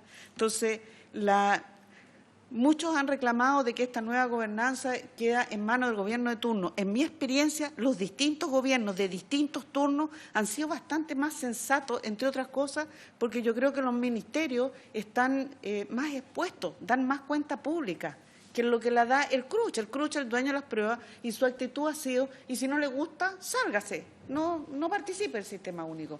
Ha sido por una cuestión anacrónica, supongo, no sé, pero ha sido muy difícil hacer esos cambios. Sí, el nuevo sistema. Ese nuevo sistema reemplaza al CRUSH por estos 2 comités que ya se instalaron en el Ministerio de Educación. Llevan 2 reuniones cada uno. Hay uno para el sistema universitario y otro para el sistema de los centros de formación técnica. No, pues no han avanzado mucho y nos han invitaron a las expertas para saber de qué se trata, porque es obvio que por mucho que quieran licitar, y nos dicen muy amorosamente, nos dicen, no es que no nos guste lo que hace el TEMPRO, lo hace estupendamente, pero no nos gusta que sea monopolio. Pero por ahora es proveedor único y obviamente no pueden tener el próximo año una prueba si no la hacemos nosotros. Entonces, tienen que hacer un convenio con nosotros para hacer las siguientes pruebas. Están discutiendo cuántos años sería ese tiempo. Y yo creo que el tiempo tiene que ser el tiempo para instalar un nuevo sistema, porque al día de hoy lo único que podríamos hacer, unas bases de licitación, seríamos el DEMRE. La haríamos para nosotros, no sé, no sería muy transparente que nosotros hiciéramos. Entonces, instalar el sistema toma un tiempo. Y nos invitaron porque ni el rector de la Chile sabe muy bien lo que hacemos o cuánto es eso, qué tan complicado es, cuánto tiempo se requiere para instalar un sistema que pueda ser licitado, etcétera, ¿no? La pregunta de las hamburguesas es excelente, porque en realidad nosotros hemos estado piloteando estas pruebas, pero partimos como un proyecto de investigación y desarrollo donde teníamos gran libertad para discutir y poner los modelos disponibles, todos testearlos. Y por supuesto que desde el principio sabemos que si le ponemos contexto a las preguntas, corremos un riesgo que haya sesgo, porque el contexto tiene que ser... Esto es como preguntar las muñecas para las niñas, cuántas muñecas hay, y los autitos para los niños. O sea, es como hay que cuidarse de no hacer eso, pero bueno, PISA le pone contexto a todo y se cuida de no hacer eso. Sin embargo, sí sabemos que es un problema, etcétera. ¿Por qué lo de los contextos? No era solamente por seguir una moda, es porque queremos ver si son capaces de aplicar el conocimiento, ¿no? Que cuando uno mira cuáles son las competencias que son realmente más útiles en la educación superior y también en la vida, tiene que, primero, lo más importante son unas competencias transversales, que no las podemos, o sea, se pueden evaluar, pero no podemos tomar decisiones con ellas. Todos sabemos que lo que más predice el éxito en la vida y en la educación superior no son variables académicas, son, me atrevo a preguntar en clase, me junto con otros para trabajar lo que no entendí o para resolver juntos un problema. Son muchas de esas competencias las que son mucho más predictivas, pero tomar decisiones como decir, usted quedó adentro, usted quedó afuera, en base a cosas que son de repente como de personalidad, no se puede hacer. Entonces, tenemos que hacer buenas pruebas que midan habilidades, que midan competencias, etcétera, pero de aquellas cosas que se enseñan en el colegio, que son el foco del currículum, y de aquellas que tenemos confianza que lo que es más probable que se haya implementado en todas partes. Para que se haya implementado tiene que ser progresivo, porque hoy día no se implementa, porque están entrenando para la PSU, es delicado. Segunda cosa respecto a las hamburguesas, o sea, nosotros hemos tenido todo el tiempo esta preocupación de que probablemente no podamos seguir con tanto contexto, que podrían haber poquitas de contextos bien neutros, que sean iguales para todos, etcétera. Tienen que ser contextos muy especiales para que no introduzcan un sesgo. En la PSU no entra ni un ítem que no se pilotee antes, ¿no? Y cuando se hace el pilotaje, entre los muchos análisis que se hacen de esas preguntas, hay uno que se llama DIF, que es la sigla en inglés de comportamiento diferencial del ítem. Eso indica cuando hay una alerta de que se está comportando distinto en distintos grupos de interés. Probamos cosas que tienen que ver con región, con género, con dependencia, hacemos grupos de interés y ver si no hay un comportamiento distinto. Entran a la PSU, entonces, solo los que tienen los ítems que tienen buen comportamiento en los pilotajes. Sin embargo, como otra cosa es con guitarra, los pilotajes no son bajo estrés, entonces se vuelve a hacer. El tiempo, o sea, la PSU se rinde, se lee en un par de días, se lee, y nos toma un mes hacer los análisis que hay que hacer para saber si todas las preguntas que nosotros hicimos van a intervenir en el cálculo de puntaje. Y una de las razones para votar un ítem es que tenga DIF, que tenga un comportamiento diferencial en alguno de los subgrupos de interés, para evitar ese sesgo, ¿verdad? Eso en estas nuevas pruebas no se hizo, porque para hacer DIF necesitamos masas muy grandes. Los 3.000 y tantos no eran suficientes. Necesitamos más personas rindiendo los mismos ítems para poder calcular DIF. Entonces, nosotros pensamos que incluso las brechas se van a achicar de lo que estamos diciendo. Estas nuevas pruebas tienen menos brecha que la PSU, y eso es sin haberlas limpiado de ítems que pueden tener DIF, sobre todo esto con tanto contexto. O sea, nosotros esperamos en este desarrollo que sigue de ser muchísimo más, ahora ya no es un proyecto de investigación, ahora es algo con lo cual nos tenemos que comprometer y dar garantías que pueden ser utilizados con todo, ¿verdad? Los dos subsistemas y las distintas pruebas. cuando se creó la PSU, está el diputado Belolio aquí, cuando se creó la PSU, y yo lo recuerdo bien, se produjo una tormenta perfecta. Yo, cuando llegué al DEMRE y empecé a ver las cosas que ocurrían, me volví muy furiosa con lo que había ocurrido y ver esto, lo que recordaba la presidenta, de que en el gabinete de la ministra Elwin había conciencia de que estas pruebas iban a perjudicar a los alumnos, que en esa época era el 45% de los que egresaban de la enseñanza media, técnico, de la enseñanza media, 45% eran técnicos profesionales, y todos ellos iban a estar perjudicados. Y la ministra lo dice, está reunida con los creadores de la PSU y está en el acta, y dice, pero ¿qué vamos a hacer con esos alumnos? Y no hubo respuesta. En 16 años no hubo respuesta. A ella le preguntan en los periodistas y hay unos diarios donde ella dice, vamos a hacer otra prueba. Y nunca se hizo otra prueba, nada, ahí quedó. La tormenta perfecta fue la siguiente. En Chile había un incentivo perverso para las pruebas específicas, que era el AFI. O sea, el AFI asignaba recursos a las universidades que captaban a los mejores alumnos por las pruebas obligatorias de verbal y matemática. Nadie quería renunciar a un alumno con marraqueta, así se llamaba, porque dio una mala específica de física. No se pide la específica de física. Y se empezaron a morir las específicas, no las pedía nadie. Las pruebas obligatorias llegaban hasta segundo medio. Si hubo una reforma que fue icónica de la vuelta a la democracia, fue la reforma al currículum. Y yo me acuerdo la ilusión y el orgullo. Íbamos a ser un país desarrollado porque así íbamos a mejorar la calidad de la educación. O sea, nos alineamos todos detrás de eso.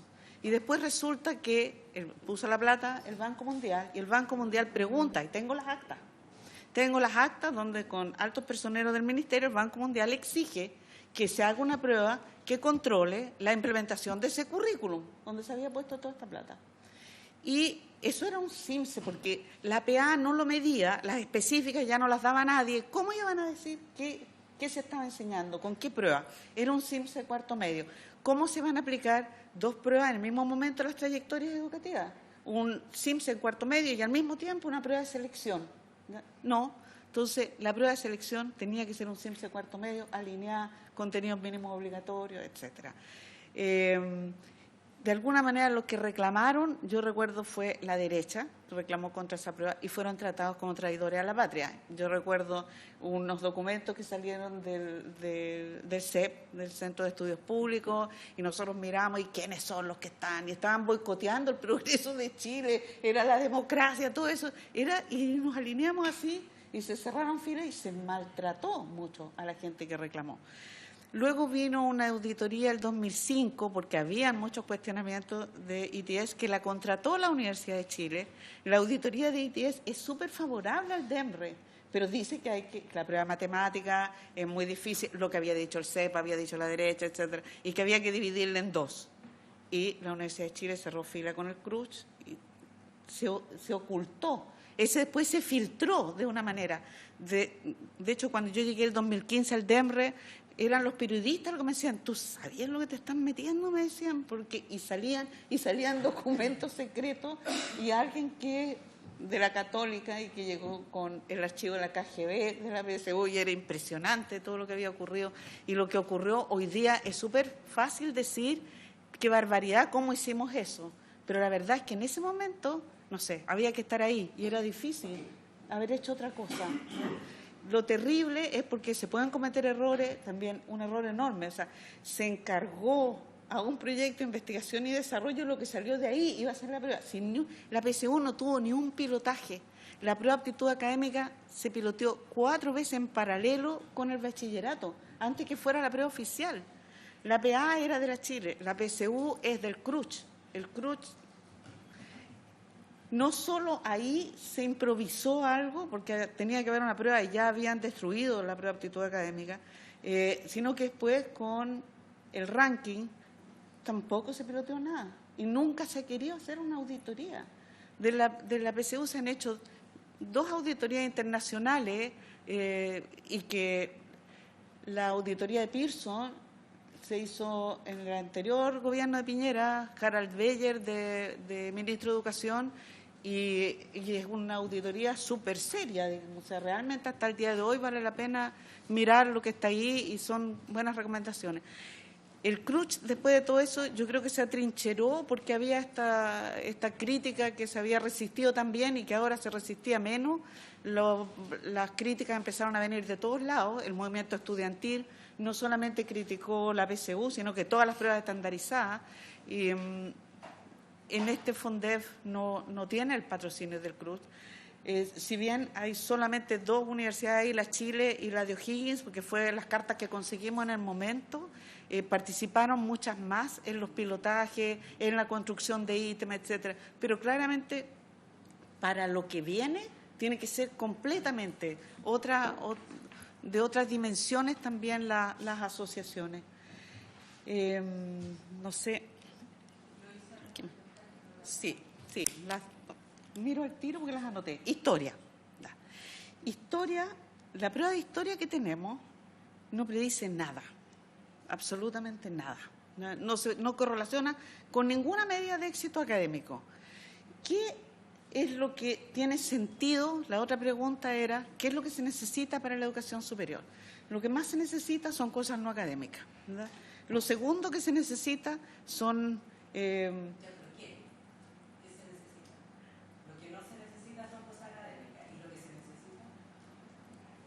No, cosas académicas también se necesitan, pero se necesita habilidades de pensamiento superior que a lo que estamos controlando hoy día en la PSU. Sí. Es ahí donde yo quiero entrar, porque claramente si uno ve todas las críticas hoy día que hay al CIMSE como prueba estandarizada, ¿ya? La gran crítica es que precisamente las pruebas estandarizadas es muy difícil que generen la posibilidad de pensamiento real, ¿ya? Porque no, en la medida en que hay una sola respuesta correcta, ¿ya? No hay posibilidad de asociar, no hay posibilidad de crear, no hay un pensamiento crítico ni hay un pensamiento creativo. Entonces, ¿cómo a través de una prueba estandarizada, con pruebas, con alternativas donde hay una sola respuesta correcta, ¿ya? Uno puede medir, ¿ya? O puede evaluar, ¿ya? La existencia de esas habilidades de pensamiento, como señalas tú? ¿Ya? Efectivamente, en la prueba estandarizada no podemos hacer preguntas de desarrollo que en este proyecto hicimos y también para ver cómo correlacionaban con otras donde nosotros creemos que estamos evaluando lo mismo, ¿ya? Pero con una pregunta. Y tenemos muchas preguntas que son de alternativa y que miden habilidades superiores, ¿ya? Pero sería mucho más fácil con pruebas que sean de desarrollo en lugar de hacer de alternativa. El problema es la fe pública. En los países donde se hace eso, son países donde se confía en que se les puede pasar la prueba que la corrijan los profesores. En Chile no podríamos hacerlo. No, depende quién corrigió, depende, este era más mano blanda, el otro favoreció. Lo mismo con los ensayos. Es súper difícil una prueba de escritura, como se propone ahora, hacer una prueba de escritura, llegar a tener la confiabilidad suficiente entre jueces como para poder tomar las decisiones que en Chile se toman con las pruebas. En Chile, donde tomamos decisiones, son las de más altas consecuencias que yo conozco en el mundo que tenemos, ¿verdad? Entonces, si hubiera cualquier duda, lo que no ha habido nunca con las pruebas estandarizadas que tenemos, de que si alguien fue beneficiado o perjudicado, etcétera, estamos en los tribunales, seguro. La prueba de escritura tiene ese problema y por eso se dice que la prueba de escritura no puede ser una prueba de selección, que tiene que ser una prueba donde divida el mundo en dos, está habilitado o no está habilitado, y que la habilitación sea muy abajo, con poco saber escribir, lo mínimo, con eso ya pasó esa barrera y no sirve, porque estas pruebas ¿para qué sirven? Para ordenar cuando hay más postulantes que cupos, lo que no es en todas partes, en particular en los FTIP, en particular en las universidades de los extremos, etcétera. No es cierto que en todas las carreras hay más postulantes que cupos. Las pruebas de selección para lo único que sirven es para ponerlo todo en una lista y en un momento cortar. Y que cuando uno corta, tiene algún antecedente para decir que el que quedó arriba tiene una probabilidad mayor que le vaya bien que el que quedó abajo. Ahora, en Chile hacemos locuras también. ¿Qué hacemos metiendo a esa juguera para hacer, porque son los ponderados con los cuales hacemos esta lista? No es solo el puntaje en la prueba, son los puntajes donde están metidos el NEM, el ranking, todo eso. Alguien podría decir, que el que tiene un 6.1 en este colegio tiene una probabilidad mayor que le vaya bien en la universidad que el que tiene un 6 en este otro colegio? Nadie, no tiene ningún sentido. O sea, más bien las notas del colegio debían servir también para condiciones de habilitación o tramos o algo así, en lugar de meterlo para hacer esta lista donde cortar con la tijera. Tiene más sentido que los 450 puntos, por ejemplo. Yo podría decir que todos los que están en la mitad superior de su colegio están de algún modo habilitados, hay gente que va a poder seguir estudios superiores y, bueno, si hay más postulantes que cupo, entonces estará esta prueba estandarizada que me da esta confianza, para lo único que sirve es para eso, ¿verdad? Porque obviamente hay mejores formas de evaluar que esa, pero es una forma como limpia de evaluar cuando uno tiene que tomar esas decisiones, porque sí puede asociar una probabilidad mayor, porque se hacen los estudios y eso es lo que se le exige a las pruebas, que tengan un error tan chico que pueda uno asociar eso. El desajuste, los desajustes dramáticos, bueno, un desajuste terrible esto de los 450 puntos que no son distinguibles del azar, pero otro desajuste que introduce también una variable socioeconómica muy nefasta es que todos los años el 30%, 28% de los que se inscriben a dar la PSU no son de la promoción del año. Mayoritariamente 1 o 2 años antes. Y después a ellos les va mejor que a los recién egresados, porque después el 43% de los admitidos a las universidades no son de la promoción del año. Obviamente no son los más pobres los que pueden esperar 1 o 2 años para su ingreso a la fuerza laboral, para prepararse mejor en un preuniversitario. Claro. Entonces, y estamos normalizando los puntajes con esa población, estamos castigando a los recién egresados, le estamos dando menos puntos por sus respuestas correctas, porque lo estamos comparando con una población que no está en las mismas condiciones. En otras partes del mundo hay vías alternativas de ingreso. Aquí tenemos el extremo, y que hoy día va a ser importante eso, de en los FTIP, muchas carreras, los estudiantes no son jovencitos recién egresados, son adultos que trabajan con obligaciones familiares. ¿Les va a aplicar la PSU? Si nos aplica la PSU cualquiera de nosotros nos iría pésimo. Y le va a aplicar la PSU a esa gente para ordenarlo, no los va a ordenar. Entonces, hay que mirar todo el sistema y proponer alternativas, pero sí hay que tener cuidado con una cosa. Bueno, ese problema de desajuste a nosotros nos afecta con los pilotajes, porque nosotros no sabemos dónde están ellos para representarlos en una muestra donde pilotear. Entonces, nosotros piloteamos en estudiantes de cuarto medio y que ya se inscribieron para dar la PSU, o sea, sabemos que ellos quieren estudiar y en la educación superior. Y ahí hacemos un diseño, pero extraordinariamente sofisticado, publicamos el informe técnico, con cómo se hizo el diseño muestral, cómo resultó después la convocatoria, qué es lo que representa eso. Pero nunca va a ser representativo de los que rinden la PSU si el 30% de los que rinden la PSU no estaban en cuarto medio. Entonces, piensen que nosotros, para hacer un buen pilotaje, como la principal condición adversa es que la PSU se da bajo estrés y los pilotajes son sin ni una consecuencia, o sea, podrían no contestar y da lo mismo. Nosotros le inventamos cosas como entregarles resultados que no son muy fieles a los resultados porque son pilotajes. Pero para poder entender la distancia entre cómo se porta una pregunta en un pilotaje sin consecuencia y cómo se portaría en una ejecución real de la PSU, metemos en el pilotaje una forma ya rendida y mirando cómo se porta un ítem, la distancia. O sea, se portó así en una prueba de verdad y se porta así acá, entonces a los otros tendría que moverlos para el otro lado, transformarlos para saber cómo serían en una PSU.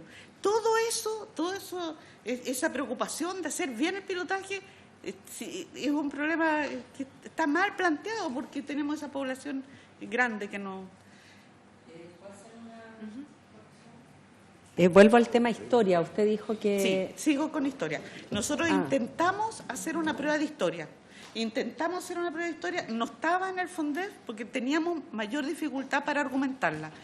Pero nosotros avanzamos en paralelo con estas 3 pruebas del proyecto FONDEF y con historia. Y con historia consultamos con mucha gente. Y no hubo forma de llegar, o sea, eso está atrasado. Puede ser que esté atrasado también porque al no tener la guadaña del FONDEF encima, pero es mucho más complicado decir ¿cómo se usa una prueba de historia para seleccionar? Eso no quedó resuelto. Consultamos un montón de gente fuera del DEMRE, expertos, disciplinares, etcétera. ¿Cómo podríamos tener una buena prueba de historia?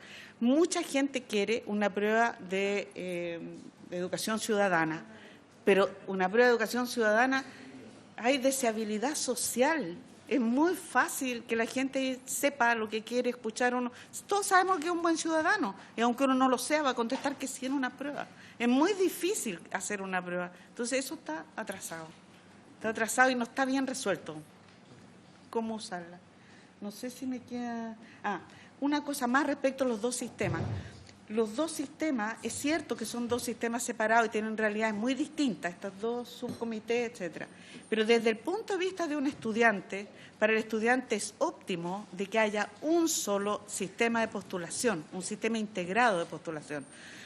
Porque es una cosa muy buena que tenemos en Chile, que en un solo gesto los alumnos pueden marcar 10 opciones ordenadas y va a quedar en su mejor opción. O sea, no es el comprahuevo, no gasta un dinero en cada parte donde va a postular y queda en su mejor opción, es óptimo para ellos. Entonces, el ideal es que existieran algunos instrumentos básicos que le sirvieran a todos los sistemas. Y después, si alguien quiere una específica adicional para una carrera, tendrán su específica adicional. Pero que hubiera algo base que le pudiera servir a todos. De hecho, nosotros hemos piloteado, estaba vertebral, pero nosotros hemos piloteado estas nuevas pruebas con alumnos que ingresaban a INACAP. Piloteamos ahí y este año Vertebral ofreció a todos sus alumnos recién ingresados que piloteáramos en todos ellos, para ver si les sirven, si estas pruebas los ordenan de acuerdo a cómo les va después en sus carreras. ¿Qué es el rol de las pruebas? Que sirvan para... que si hay que cortar en un momento, el que está arriba del corte tenga una probabilidad mayor de que le vaya bien. Diputado Venegas. Gracias, presidenta.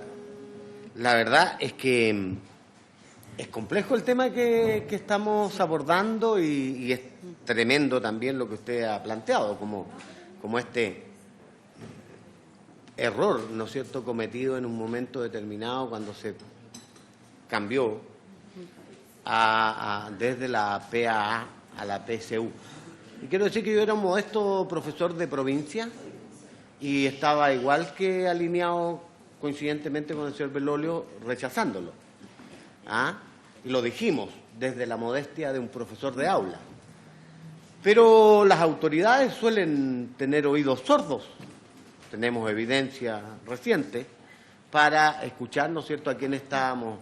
Y quiero, tal vez por un tema de formación profesional, no dejar pasar un tema que quiero que lo compartamos, porque no quiero que quede la imagen de que necesariamente la evaluación o el instrumento de evaluación de lo que llamábamos selección múltiple sea necesariamente un instrumento que no pueda medir, ¿no es cierto?, capacidades superiores.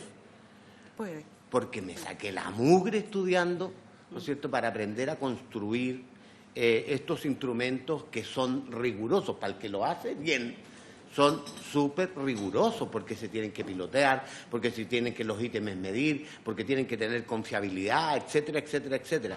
Y mis alumnos recordarán que yo me esforzaba mucho, soy profesor de historia, por su intermedio, presidenta. Entonces, es posible porque la discriminación, ¿no es cierto?, depende cómo esté construido. Claro, si usted lo hace así a la buena de Dios, así, sin preparación, ¿no es cierto?, obviamente que es una prueba que puede incluso ser más peligrosa que seguir haciendo lo tradicional, que eran las 7 preguntas, ¿no es cierto?, de desarrollo, que tienen toda esa falta de confiabilidad de la que usted hablaba, como uno las evalúa. Eso por un lado. No quisiera reivindicar que se puede. Cuando se está en presencia de un profesor que sabe, que se preparó, ¿no es cierto?, puede perfectamente hacer instrumentos que contemplen selección múltiple y que vayan a intentar medir no solo memorización, sino desarrollo de habilidades superiores. Eso por un lado. Y lo segundo que quisiera decir, tal vez, si el error no estará en que, y desde mi experiencia como profesor y además después en el ministerio, es que el paradigma en el que se construye esta separación entre científico humanista y técnico profesional fue que precisamente eran los científicos humanistas los que iban a la educación superior y que el concepto del técnico profesional no fue como objetivo ir a la educación superior, sino ir al mundo del trabajo. Lo que no excluye que excepcionalmente, ¿no es cierto?, hay alumnos que posteriormente busquen, como ocurre en otras partes del mundo, en donde se hace bien esto y hay toda una ruta, ¿no es cierto?, y una trayectoria en donde la gente sabe. Entonces, de repente yo le hago la pregunta, ¿no será que cuando decimos, por ejemplo, que perjudicamos a los TP al no darles ciencias o al tener menos posibilidades de ingresar a la educación superior, le hace universidades? Lo hicimos porque la base del paradigma del que partimos es que estos chicos iban a ir a la vida del trabajo. Si no, ¿para qué tenemos los empresarios? Lo ha dicho, si lo que aporta el TP desde el punto de vista de la mirada empresarial respecto del desarrollo de una expertise en un área específica, es muy poco por la evolución y la rapidez con que cambia la tecnología, y más bien lo que tienen que desarrollar son esas habilidades, ¿no es cierto?, de que usted hablaba, que lo habiliten para el mundo laboral, que son más genéricas que de conocimiento, en mecánica, en electricidad. ¿No será que ahí, o sea, le estamos exigiendo, le estamos pidiendo una cosa a la TPE que antes nunca estuvo? Corríjame si estoy en lo equivocado. Tiene razón, pero cuando esto se creó, efectivamente, eran poquitas universidades y era solo una élite la que iba a la universidad. Uno de los desajustes es actualmente que hay una cantidad muy diversa. O sea, esos 450 puntos era pensando de que las decisiones se tomaban en el puntaje 600 para arriba y no donde estamos tomando ahora. Pero hoy, con todo lo grande que ya está el sistema, con 41 universidades en el Sistema Único de Admisión, apenas seleccionamos a un cuarto de los que ingresan a primer año de la educación superior. Pensamos que es un evento nacional, la PSU y todo eso. Es puro clasismo, porque no vemos el resto del país, ¿ya? Pero la mayoría no está ahí. La mayoría tiene esas otras rutas que va a otras instituciones. A mí me di cuenta, varias preguntas. Bueno, es uno de los desajustes eso, que antes era para un grupo súper homogéneo, etcétera, y hoy día es otro. Tenemos varios desajustes más. Yo había visto... pregunta de la diputada Vallejo. Los programas y PASE, claro. PASE es un programa, pero en realidad PASE podría llamarse cuota y sería mucho más nítido que lo tratáramos como una cuota. También hay cuotas de mujeres en carreras STEM, digamos, en carreras de ingeniería, hay varias partes donde hay cuotas de mujeres. Y resulta que la gente erróneamente cree que cuando uno tiene una cuota que beneficia a un sector que tradicionalmente ha sido subrepresentado, que ha sido castigado históricamente en las decisiones de ingreso a la educación superior, piensa que cuando uno define una cuota ya es como pura buena onda y ahí no hay que seleccionar. Y es al revés. Es donde es más delicado seleccionar con instrumentos apropiados a la cuota. Siempre son más beneficiarios que las cuotas, que las vacantes que se ofrecen.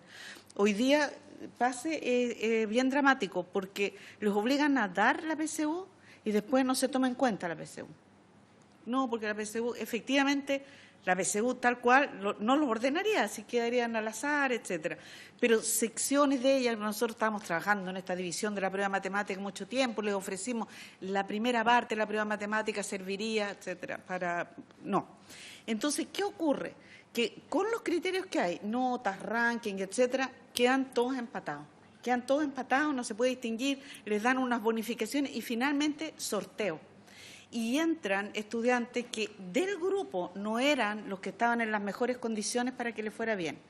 Y las situaciones son muy dramáticas porque el mensaje que se les ha transmitido es que el Estado de Chile se movió para darte esta oportunidad y después tú fracasaste. O sea, hay historias terribles de gente al borde del suicidio porque estaban muy mal preparados y no se eligió al que estaba en las mejores condiciones. Hay estudios muy bonitos, por ejemplo, de mujeres, sobre todo. Las mujeres somos castigadas por las pruebas bajo estrés, sobre todo, y que nos ordenan. Hay un estudio en la Escuela de Altos Estudios Económicos de París que vincula todos los datos de escolaridad previa y de prueba de las mujeres que ingresan a esa escuela, que es muy competitiva y tiene sus propias pruebas de selección.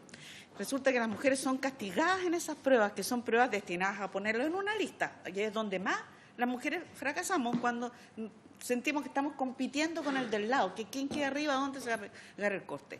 Porque el baccalaureado es una prueba durísima, también estrés, etcétera, pero no es para ordenarlo en una lista. El puntaje del baccalaureado correlaciona mucho mejor con el éxito académico que la prueba competitiva. Entonces, uno debería decir, si tengo una cuota, estos son los beneficiarios, ¿qué es lo que entre ellos los distingue para decir quién le va a ir mejor? Para predecir. Eso, o sea, donde estoy más segura que se necesitan pruebas estandarizadas es al interior de esas cuotas, ¿verdad? Pero específicamente para ello.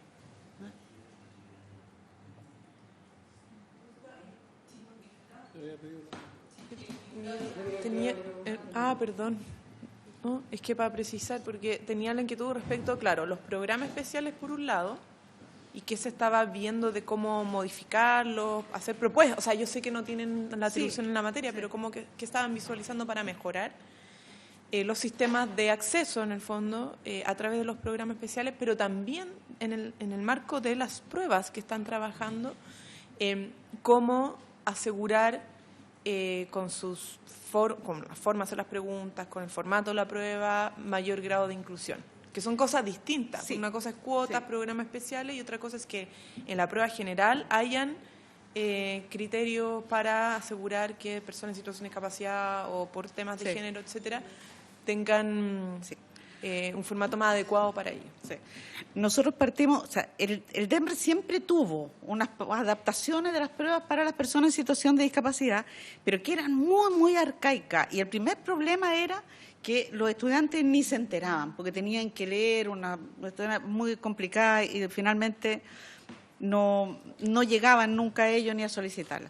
Hicimos un programa con una persona a cargo, con los recursos a cargo, hicimos cosas muy, muy bonitas. Por ejemplo, fuimos los primeros en Chile a permitir que los sordos puedan consultar por teléfono una mesa de ayuda con un programa como Skype, con traducción a lengua y señas. Cuando empezamos con ese programa, multiplicamos por 5, de 92 a 450 personas con ajuste, y tenemos una cantidad de ajustes increíble. O sea, hemos tomado el año pasado la prueba en aula hospitalaria, en sus domicilios, personas electrodependientes, y con las nuevas pruebas todavía no hemos hecho nada con las nuevas pruebas porque estábamos probando otras cosas. Pero lo que viene ahora, porque tenemos formado un equipo con gente de fuera del DEMRE, con especialistas de las distintas universidades que están a cargo de los programas de inclusión. Con ellos tenemos que ver ahora las nuevas pruebas y cuáles son sus necesidades de adaptación, porque por ley en el nuevo sistema las pruebas tienen diseño universal. Nadie sabe muy bien lo que es eso, pero igual está claro hacia dónde hay que ir, digamos, que son adaptaciones que no hagan diferencia dependiendo de la situación de discapacidad de las personas. Después tenemos un proyecto en Chile, nadie ha estudiado la brecha rural-urbano, y nosotros la vemos que hay una brecha rural-urbano. Y tenemos un proyecto también, por primera vez el DEMRE tiene un proyecto Fondesit de iniciación en la academia con ese tema.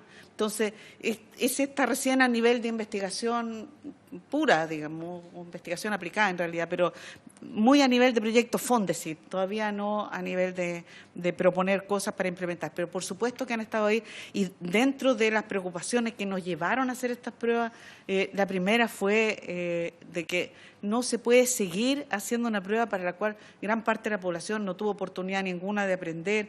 Hay gráficos, yo creo que les he mostrado algunos gráficos. Miren, a ver, este de aquí, está bien. Ese de ahí, no está enchufado. Bueno, las brechas entre dependencia de los establecimientos, son todas sobre una desviación estándar y lo que ocultan son brechas socioeconómicas. Las brechas de género son un cuarto de esa. La brecha más terrible es la de los técnicos profesionales. Bueno. ¿Sí? 5 minutos no me van a aguantar.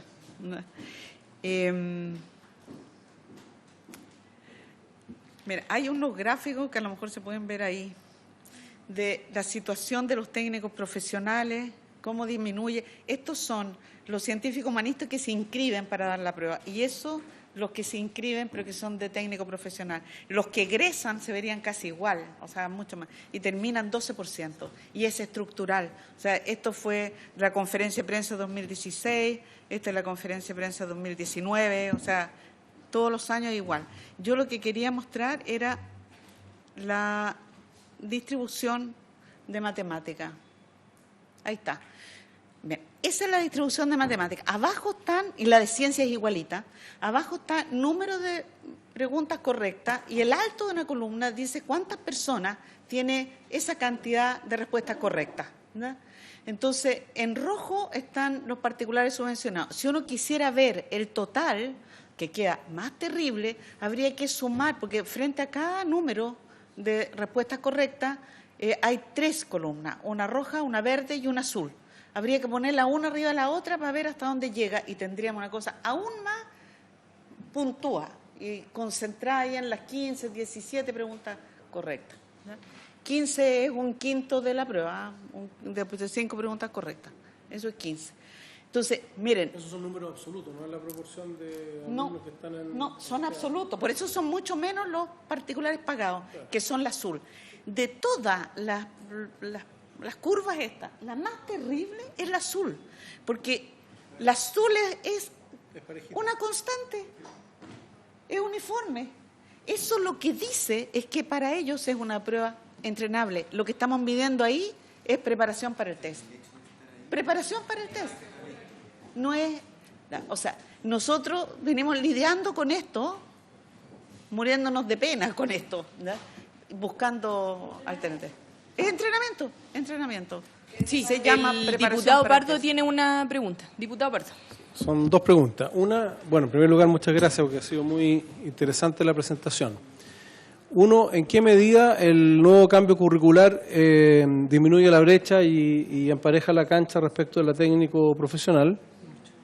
Y lo segundo, yo entiendo que fue muy interesante la historia de por qué se optó por la PSU y las circunstancias, pero ya ha pasado harto tiempo, está súper demostrado. Entonces, yo me imagino que más allá de la defensa corporativa del CRUCH respecto del instrumento, tendrá que haber otras razones, porque de las medidas que usted menciona, hay varias que incluso le permiten al propio CRUCH, si las implementara, mantener una cosa unitaria, sin caer en el desorden que podría ser el temor principal. Entonces, ¿cuáles son los argumentos de fondo de los que se oponen a implementar por lo menos varias de las medidas que parecieran ser fáciles de implementar o viables? En lo que a mí me ha tocado ver ha sido simplemente de que están preocupados de otra cosa. O sea, yo llegué el 2015 y el tema ha sido la reforma a la educación superior. No es prioritario. No es prioritario. Eso como que está resuelto y tienen otros problemas. La gratuidad, el nuevo sistema. ¿Para decir esto no? No, solo no. ¿Y el tema curricular que le consulta? El tema curricular para los técnicos profesionales es un tremendo avance. Es realmente a mí me emocionó. Cuando lo vi, encontré que por fin se le iba a ofrecer una oportunidad, una experiencia educativa enriquecida. De hecho, el primer año en el TEMRE invitamos a una persona de Acer, a un australiano, y le preguntamos cómo hacen ustedes con la enseñanza técnico-profesional y con las pruebas, que ellos hacen hartas pruebas también. Y dijo, hace años eliminamos el currículum de segunda clase. O sea, tenemos solo currículum de primera clase y no de segunda clase. Y en el fondo lo que tenemos hoy en Chile con la reforma tercero cuarto es que ya no es de segunda clase. Es muy emocionante, de que tienen ciencia, tienen filosofía, esa parte es muy buena. Sí, estamos en el tiempo, diputado Lolio, pero para que tomemos algún acuerdo. Sí, igual. lo que pasa es que yo no sé si no lo escuché o justo salí entre medio porque tenía otras comisiones paralelas sobre la posibilidad de hacer 2 veces al año o más veces al año y la adaptativa. Sí. A ver, sí, dos veces al año o mayor disponibilidad, sí. Desde que llegué al DEMRO lo he pedido y encontré papeles muy antiguos que el DEMRO lo había pedido siempre y el CRUCH no quería. El ministerio actual, que es la DIVESUB, que va a ser la nueva subsecretaría, tienen interés también en que haya más de una vez al año. Es bien complicado hacerlo porque hay que, con mucha anticipación, programarlo. O sea, por ejemplo, nosotros para tomar la prueba en noviembre, en enero tenemos que saber clarito cuántas páginas tiene la prueba, porque la licitación para la imprenta queda lista en enero. Segundo, todo el sistema está armado de una totalmente encadenado la selección con la rendición de prueba, lo que es absurdo. Uno tendría que rendir la prueba cuando quiere. ¿Por qué tiene que estar egresado de la educación media? Es para postular a la universidad, pero no para rendir la prueba. O sea, nosotros todos los años llegamos al momento de rendir la prueba con 5.000 o más estudiantes cuya situación de escolaridad no está clara, los registros están incompletos y es un estrés enorme. Después tienen 3 días para postular. Entre que entregamos los resultados y se cierra el portal de postulaciones, no pasa nada de tiempo. Para un alumno que se saca el mismo puntaje que se sacó antes en los ensayos y que era el que esperaba, tiene la decisión tomada. Pero el que saca un puntaje que no es el que esperaba, tiene que tomar una decisión sobre la marcha en 3 días, realmente con unos nervios atroces, con presiones. O sea, sería súper bueno tener desacoplado. Lo primero que hay que hacer es desacoplar los dos sistemas y, por lo tanto, tener más posibilidades. Para poder hacer pruebas adaptativas necesitamos un cambio previo que está pedido por Pearson y que no se ha hecho. Y no se ha hecho no solamente por rechazo del CRUCH, etcétera, ni por desidia, sino que porque hay muchas discrepancias, que es IRT. IRT, hubo un momento en que todo el mundo se abrazaba a IRT y hoy día hay gente que dice que se pierde mucha transparencia. O sea, si no le van a dar a usted un puntaje asociado al número de preguntas. Aquí el que tiene una pregunta más tiene más puntaje que el que tiene una pregunta menos. Con IRT depende del modelo. Hay preguntas que tienen más puntos que otras y no se avisan, porque cuando uno hace una prueba le dice, esta vale por 2. Pero aquí no se avisa porque depende de la ejecución. Y en la ejecución el método le va a asignar distintas ponderaciones y peso a las preguntas. Y eso hace perder transparencia. Entonces hay discusiones entre los expertos respecto de qué modelo, cuál, que sea transparente, etc. Es una forma de calcular los puntajes, porque lo más fácil sería que cada uno tuviera entre 0 y 75 puntos. Pero eso no son los puntajes de la PSU. Para hacer la PSU, estos se normalizan con media 500, desviación estándar 110, y eso es forzarlo a que eso parezca una campana. Y para que eso parezca una campana, lo que se produce es que entre 9 y 10 preguntas correctas hay una distancia en puntaje PSU y entre 20 y 21 hay otra distancia, se produce unas distorsiones bien terribles. Lo otro es otra forma de calcular los puntajes que se llama teoría de respuesta al ítem. El IRT es la sigla y que son unos modelos logísticos con una exponencial y con unos parámetros que para establecer la habilidad de las personas, la dificultad de las preguntas, la discriminación de las preguntas, y con eso nosotros usamos esos modelos para construir las pruebas. Con esa información estadística construimos pruebas que sean equivalentes. O sea, si hay 4 formas, que las 4 sean equivalentes, las hacemos por bloques, o sea, que las preguntas de geometría de aquí sean equivalentes a las de geometría de allá, y hay que meterle unas preguntas que todos la tienen para poder anclar, se llama ecualizar, se llama eso en inglés, se dice así, para poder homologar todas estas formas. Y usamos IRT o estos modelos para construir las pruebas, pero no para calcular los puntajes. Y para calcular los puntajes, si bien son modelos más sofisticados y que estuvieron muy de moda en el mundo todo. En julio ahora hay un congreso de la Sociedad de Psicometría, es puro IRT, igual hay una pérdida de transparencia que en el caso chileno es complicado. En otros países que se usa, pero por ejemplo, el SAT norteamericano no usa IRT, es teoría clásica, igual que nosotros. Entonces, hay como, no están todos de acuerdo en usar IRT. Eso. ¿Ah? Ya, claro, pero es que no pesan lo que pesan. Claro. Estamos en el tiempo. Agradecemos la presentación del honor. Es bien densa la información que se nos entrega, pero creo que es importante igual que la mayoría, acá tenemos cierto acuerdo de la necesidad de aplicarle cambios a la prueba de selección universitaria. Entonces yo creo que sería relevante que ese acuerdo quede expresado como acuerdo de la comisión y que se le pueda hacer llegar a las partes que corresponden. ¿Sí, diputado? Así es. Ya. Muchas gracias. Muchas gracias. Diputados, tengo dos cosas que comentarles, tres en verdad.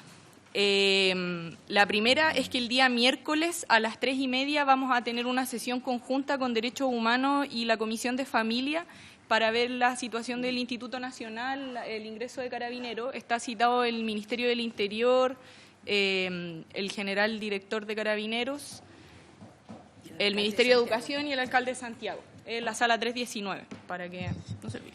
¿Presidenta? Sí. ¿Quiénes, el miércoles. ¿Quiénes han respondido afirmativamente a la citación de los invitados? Sí.